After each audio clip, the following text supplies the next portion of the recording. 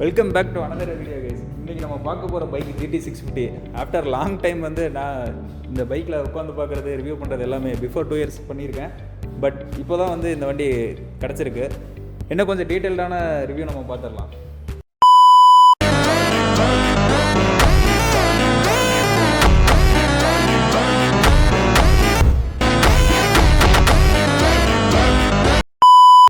So guys, இப்போ வந்து இன்னும் டீட்டெயில்டாக பார்த்துடலாம். ஃப்ரண்ட்லேருந்தே வந்துடலாம். 320 mm 2 piston calipers இது, 18 inch rim, 100 bar செக்ஷன் ஃப்ரண்ட்டில். தென் வந்து அப்படியே ஃப்ரண்ட்டில் வந்துடலாம். இது வந்து LED செட்டப். தென் இதுவும் ஹாலஜன் செட்டப் தான். ஸ்டில் ஸ்டார்டிங்லேருந்து இப்போ வரைக்குமே இது வந்து ஹாலஜன் செட்டப்பில் தான் இருக்குது. அப்படியே இங்கே வந்துட்டால் இது வந்து ஸ்டாண்டர்டாகவே வந்துடுது. மற்ற வண்டியில் நீங்கள் வாங்கினீங்கன்னா இந்த ரேடியேட்டர் ப்ரொடெக்டர்லாம் வராது, வரும் பட் பிளாஸ்டிக்கில் இருக்கும். இது வந்து மெட்டலில் இருக்குது. தென் அப்படியே இன்ஜின் செக்ஷன் வந்துடலாம். இது வந்து 648 cc ட்வின் சிலிண்டர். அந்த சைடில் ஒரு சைலன்சர், இந்த சைடில் ரெண்டுமே வந்து பிஸ்டன் வந்து இப்போ ஜாவாவில் எடுத்துட்டிங்கன்னா சிங்கிள் சிலிண்டர். அவுட்லெட் வந்து 2 இருக்கும். இதில் வந்து ஸ்டாண்டர்டாகவே வந்து 2 சிலிண்டர், இந்த சைடில் ஒன்று அந்த சைடில் ஒன்று, பிஸ்டன் 2 இருக்கும். ரெண்டுலேயுமே வந்து ஃபயர் நீங்கள் பார்த்துருப்பீங்க. ரெட் ரோஸரில் பார்க்காம இது பார்த்துருக்க மாட்டீங்க. ஆப்வியஸ்லி இதில் வந்து 2 சிலிண்டர் இன்ஜின், 47 horsepower, 7000 RPMல டெலிவரி ஆகுது.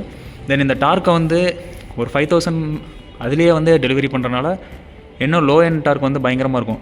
எக்ஸாம்பிள் எடுத்துகிட்டா இந்த வண்டி நீங்கள் ஸ்டார்ட் பண்ணி ஃபஸ்ட் கியரில் வச்சு கிளச்சை ஃபஸ்ட்டு, செகண்ட் அண்ட் தேர்ட் 3 இதுலேயுமே வச்சு நீங்கள் கிளச்சை விட்டாலே போதும். ஆக்சிலேட்டர் கொடுக்காம இந்த மாதிரி அது பாட்டு மூவ் ஆகிட்டே இருக்கும்.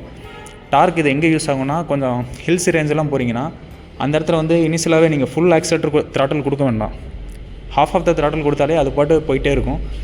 தென் அப்படியே சஸ்பென்ஷன் செட்டம் வந்துடலாம். இது வந்து 6 step அட்ஜஸ்டபிள், ப்ரீ லோடு மட்டும்தான், டேம்பிங்லாம் இல்லை. தென் அப்படியே வந்து பேக் டயரில் வந்தால் 130 section, same 18 inch alloy wheel. அப்படியே ரியர் செக்ஷன் வந்தால் நம்பர் பிளேட் ஹோல்டர் இது தான். அதை விட ஹைலைட் என்னன்னா ட்வின் எக்ஸாஸ்ட் 2 சைட்லேயும். இதோட ரிதமே வேறு மாதிரி இருக்கும். கண்டிப்பாக நம்ம அதையும் பார்த்துடலாம். அப்படியே எந்த சைடில் வந்துட்டால் then here is the disc. 240 mm single piston caliper. இதெல்லாம் ரொம்பவே ப்ரீமியம் இருக்குது guys. Aluminium, full and full aluminium. This also aluminium. இது வந்து லீன் ஆங்கிள் நீங்கள் வந்து ஸ்லைட் பண்ணும்போது ஃபஸ்ட்டு உரசல் இது தான். இது உரசும் போதே ஒரு அலர்ட் ஆயிரும். நம்ம அதுக்கு மேலே லீன் பண்ணுறதுக்கு கொஞ்சம் யோசிப்போம். இன்கேஸ் நீங்கள் வந்து R15, R3 இந்த மாதிரி பைக்கில் ஓட்டிகிட்டு இருந்தீங்கன்னா அது இன்னும் கொஞ்சம் மேலே வரும். அதில் ஓட்டிகிட்டு இதை ஓட்டும் போது நல்லா பழக்கமாயிருச்சுன்னா இது பெட்டராக, அது தீ அடிச்சுட்டே போகும். நிறையா வீடியோ நீங்கள் பார்த்துருப்பீங்க. இன்னுமே கொஞ்சம் பெட்டராக இருக்கும். தென் இந்த வண்டியில் இதை விட ஹைலைட்டாக ஒரு விஷயம் சொல்லணுன்னா என்னென்னா, இதுக்கு முன்னால் இருந்ததை விட இதில் என்ன சேஞ்சஸ்னால், ஃபஸ்ட்டு வந்து இந்த லிவர் சேஞ்சஸ் தான். Lever adjustable lever. தென் வந்து இங்கே ஒருத்தர் இருப்பான், இவனை வந்து ஒழிச்சு வச்சுருக்காங்க கைஸ். இதை எப்படி யூஸ் பண்ணுவாங்கன்னு தெரியல. மேபி அடுத்ததில் வந்து இன்னும் கொஞ்சம் ரிலேபிளாக இருக்கலாம். யூஸபிலிட்டி இன்னும் கொஞ்சம் இம்ப்ரூவ் பண்ணி கொடுத்தா நல்லாயிருக்கும். இது கொஞ்சம் ஹைட்டில் இருக்குது. யூஸ் பண்ணுறது ரொம்ப காம்ப்ளிமெண்ட்டாக தான் இருக்கும். இங்கேருந்து எடுக்கிற மாதிரி இருக்கும். இதை வந்து ஃப்ரண்ட்டில் இந்த செக்ஷனில் கொடுத்துருந்தா இன்னும் கொஞ்சம் ஈஸியாக இருக்கும். மற்ற வண்டி மாதிரி இந்த இடத்துல ப்ளேஸ் பண்ணால் இன்னும் கொஞ்சம் பெட்டராக இருக்கும். தென் நார்மல் தான், மற்ற வண்டியில் வர மாதிரி அதே தான். ஹை பீம், தென் பாஸ், இண்டிகேட்டர், ஹாரன். இன்ஸ்ட்ருமெண்ட்டில் பார்த்துடலாம். தென் ஹியர் இஸ் த ரொம்ப வந்து யூசர் ஃப்ரெண்ட்லியான மீட்டர் தான் இந்த வண்டி. சிம்பிள் தான். இதில் வந்து ட்ரிப் B வரும். தென் ஓடோ எஸ் நீங்கள் பார்த்துருப்பீங்க. இது இண்டிகேட்டர். தென் வந்து இன்ஜின் வார்னிங் லைட். இது ஸ்டார்ட் பண்ணால் போயிடும். மோஸ்ட்லி லோ ஃபியூல் வச்சு ஓட்டாதீங்க. இதில் ஈஸியாக வந்து எல்லா வேலையுமே வைக்கிறது இது தான். பெரிய வேலை வச்சு விட்ரும். பேட்ரி, நியூட்டர், தென் வந்து ஆயில் இண்டிகேட்டர் லோ லெவலில் போயிடுச்சுன்னா கண்டிப்பாக காமிக்கும். ABS வந்து மூவிங் ஆகும் போதே இது வந்து கட் ஆயிரும். தென் கில் ஸ்விட்ச். இது வந்து ஹசர் லேம்ப். எஸ் நீங்கள் பார்க்குறீங்க. தென் ஹை பீமும் பார்த்துடலாம். ஸ்டார்ட் பண்ணதை வரும்னு நினைக்கிறேன். இந்த வண்டியில் இப்போ ஆக்சுவலாக லோ ஃபியூல் இருக்குது. சைட் ஸ்டாண்ட் போடும்போது ஸ்டார்ட் ஆகாது. லோ ஃபியூலில் தயவு செஞ்சு மெயின்டைன் பண்ணாதீங்க. ஃபியூல் வந்து 1.5 லிட்டர் ரிசர்வ் இருக்குது. பட் வந்து அது ரெக்கமெண்டடே இல்லை. ஷோரூமில் சொல்லுவாங்க. பட் நம்ம தான் வண்டி வாங்க போகிறது. At the end of the day நம்ம தான் வச்சுருக்க போகிறோம். 1.5ங்கிறது வந்து இந்த வண்டிக்கு வேண்டாம். மினிமம் ஒரு 5 லிட்டர், 3 லிட்டருங்கிறது பேசிக்காக வச்சுக்கோங்க. அவங்க சொல்கிறத விட ஒரு 1.5 வைக்கிறது நம்மளோட சேஃப்டி தான். கடைசி வரைக்கும் நம்ம தான் வச்சுக்க போகிறோம். ஸோ பெட்டராக நம்ம தான் பார்த்துக்கணும். தென் இந்த வண்டியோட எக்ஸாஸ்ட் சவுண்ட் பார்த்துடலாமா? ஆக்சுவலி இது ஸ்டைல் ஸ்டாண்ட் போடும்போதே ஸ்டார்ட் ஆகலாம். இப்போ வந்து ரொம்ப லோ ஃபியூலில் இருக்குது. அதனால சென்டர் ஸ்டாண்ட் வச்சு ஸ்டார்ட் பண்ணுறேன்.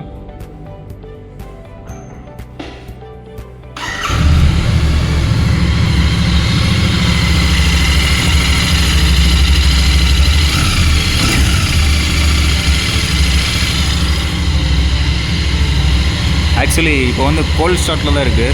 இன்னுமே கொஞ்சம் கம்மியாகி ஃபஸ்ட்டு 1000 RPM வரைக்கும் வரும். இது கோல்ட் ஸ்டார்ட் கொஞ்சம் கொஞ்சமாக கம்மியாகணும். டிரைவிங் நேச்சர் பார்த்துடலாமா கைஸ்? இப்போ ஆக்சுவலாக நான் வண்டியில் தான் உட்காந்துட்ருக்கேன். எந்தளவுக்கு வாய்ஸ் நோட் கிடைக்கும்னு தெரியல. ஜஸ்ட்டு வந்து ஒரு 3000 வச்சு பார்க்குறேன். ஆக்சுவலி 3000 வைக்கும் போது எனக்கு பட்டுக்கு கீழே வந்து ஒரு வைப்ரேட் தெரியுது.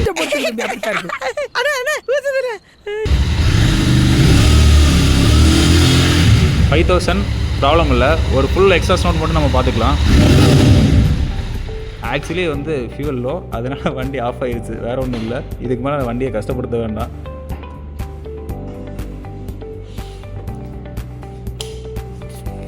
ஆக்சுவலி இந்த வண்டியிலையுமே வந்து அந்த ஃபீச்சர் இருக்குது கைஸ். பிஃபோர் தட் அந்த கொரில்லா 450 பார்த்துருப்போம். சேம் அதே ஃபீச்சர். இப்போ நான் ஆக்சுவலி சாவி ஆஃப் பண்ணிட்டேன். Still the indicator is blinking. நான் கீ எடுத்துட்டேன், key in my hand. But still இது வந்து ரொம்ப யூஸ்ஃபுல்லாக இருக்கும். எங்கேயாச்சும் ஒரு ஹைவேல நீங்கள் போயிட்டுருக்கீங்க, போகிற டைமில் ரோட் சைடில் பார்க்கிங் பண்ணிட்டு ஏதோ ஒரு சைடில் நிற்கும் போது இது ரொம்ப யூஸ்ஃபுல்லாக இருக்கும். நம்ம வண்டியில் சாவியை வச்சு விட்டுட்டு போக முடியாது. ஆல்சோ இப்போ நான் வந்து ஃபுல்லாக சைட் லாக்குமே பண்ணிட்டேன். சைட் லாக் பண்ணிட்டேன். Still the light is blinking. இது வந்து பெஸ்ட்டான ஃபீச்சர். இது வந்து நம்ம யூஸ் பண்ண வேண்டிய விதம் என்னென்னா, இப்போ நம்ம ஆஃப் பண்ணால் ஆஃப் ஆகாது. ஆக்சுவலாக ஆஃப் ஆகுது, ஆன் ஆகாது. ரீசன் என்னென்னா, இது சாவி போட்டிருக்கும் போது ஆன் ஆயிடுச்சு. தென் இப்போ நமக்கு நீட் இல்லாத போது அப்படியே ஸ்டாண்டர்டாக ஆஃப் பண்ணிக்கலாம். எகைன் நான் காமிக்கிறேன். இப்போ வண்டி ஆன் பண்ணிட்டோம். ஹசார்டை வந்து ஆன் பண்ணிக்கலாம். இப்போ ஆன் ஆயிடுச்சு. ஆக்சுவலி இப்போ சாரி இப்போ நம்ம ஆன் பண்ணிட்டோம். ஓகே, தென் அப்படியே வச்சு ஆஃப் பண்ணிட்டோம். இந்த இதில் தெரியும்னு நினைக்கிறேன் உங்களுக்கு.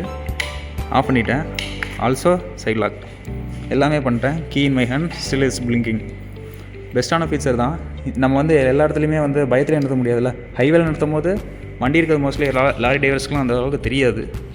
சாரி கேஸ், கொஞ்சம் வளர்றேன்னு நினைக்கிறேன். லாரி டிரைவருக்கு வந்து தெரியாது. இந்த மாதிரி நம்ம போட்டுவிட்டால் வண்டிக்கு சேஃப். நம்ம வந்து வண்டியை லாக் பண்ணிட்டோங்கிற ஒரு நம்பிக்கை நமக்கும் இருக்கும். அட் த சேம் டைம் வண்டி சேஃப், எந்த ப்ராப்ளமும் இல்லை. சாவி இங்கே தான் இருக்குது. ஆஃப் பண்ணணும் மீன்ஸ் சாவியை போட்டு ஆஃப் பண்ணணுன்ட்டு இல்லை. ஜஸ்ட்டு வந்து நம்ம இங்கே ஆஃப் பண்ணாலே போதும். பார்த்தீங்களா, ஜஸ்ட் ஆஃப் ஆயிடுச்சு. இது ஃபீச்சர்னு சொல்ல முடியாது, பட் இருந்தாலும் யூஸ்ஃபுல்லான ஃபீச்சர் தானே. நம்ம எங்கேயாச்சும் ஆஃப் பண்ண ஒரு சைடில் வந்து நிறுத்திட்டு போகிறோம், சாவி வண்டியிலே வச்சுட்டு போக முடியாது. அந்த டைமில் இது ரொம்ப யூஸ்ஃபுல்லாக இருக்கும். ரெண்டாவது விஷயம், நான் ஆஸ் அ யூசரில் இப்போ நான் வந்து இந்த ஜிடி வாங்க போகிறேன்னா எல்லாமே நான் பார்ப்பேன். அதே விஷயம் தான் இப்போ நான் உங்களுக்கு எல்லாமே சொல்லிகிட்டு இருக்கேன். இந்த வண்டியில் வந்து சென்டர் கிடையாது, இன்டர்செப்டரில் தான் வரும். வைக்கிறதுனா வச்சுக்கலாம், எக்ஸ்ட்ரா நம்ம பே பண்ணணும். அதுக்குண்டான ப்ரொவிஷனும் இங்கே இருக்குது. எஸ், யூ கேன் சீ இங்கே பார்த்தீங்கன்னா இருக்குது. பட் ஸ்டாண்டர்டாக சென்டர் வராது.